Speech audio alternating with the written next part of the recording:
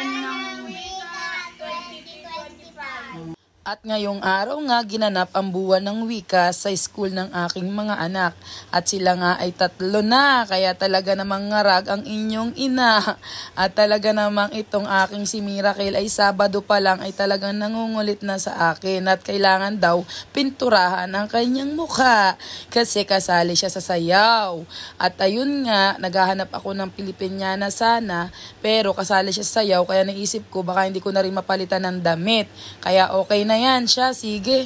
At ito nga ay talaga namang kailangan na nating pinturahan ang muka at lagyan ng donut ang kanyang buhok. O diba, talaga namang si Christian naman ay nilagyan ng gel ni Daddy. At ito namang aking Miracle ay talagang kailangan ay, nako, pagdating sa mga ganito, mga event ay kailangan laging present siya. Nung una, hindi sana siya sasama sa pagsasayaw kasi nga, sabi niya, ay kasali na sana siya doon sa acting, yung mayroong sasabihing salita or kwento, tas a-acting siya. Ayun nga lang, hindi naman pala natuloy. Puti na lang, nagsali siya sa sayaw. At dito nga ay isa-isa ko na silang inaasikaso. Syempre, gumising tayo ng maaga, nagpakain at nagpaligo at ayan na. O, diba, bihisan na natin kasi kailangan daw ay naka-Pilipiniana o barong, tapos yung may mga gaganapan ay hindi naman. And what ay marunong wala kila.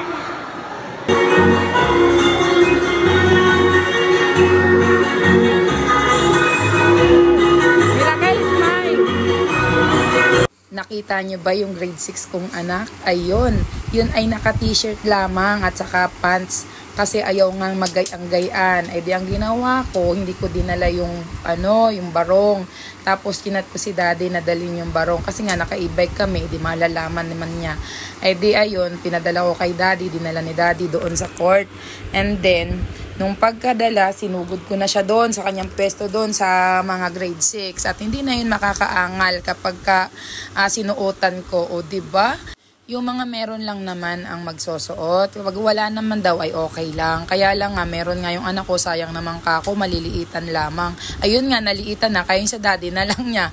Kasi 3 naman silang mga pare-pare sila, Daddy niya, tsaka si Christian at si Froilan ng suot. O diba? After nyan, o ayan, kailangan ng bihisan at talaga namang ay umaangal na at pagod na.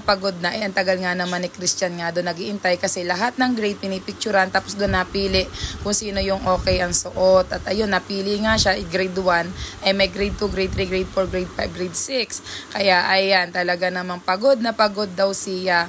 Pero ayun, may award naman silang dalawa ni Kuya at si Miracle naman ay sabi ko sa kanya ay hindi nga siya nakapag-prepare ng Pilipiniana kasi may sayaw siya. Pero may dala sana akong saya.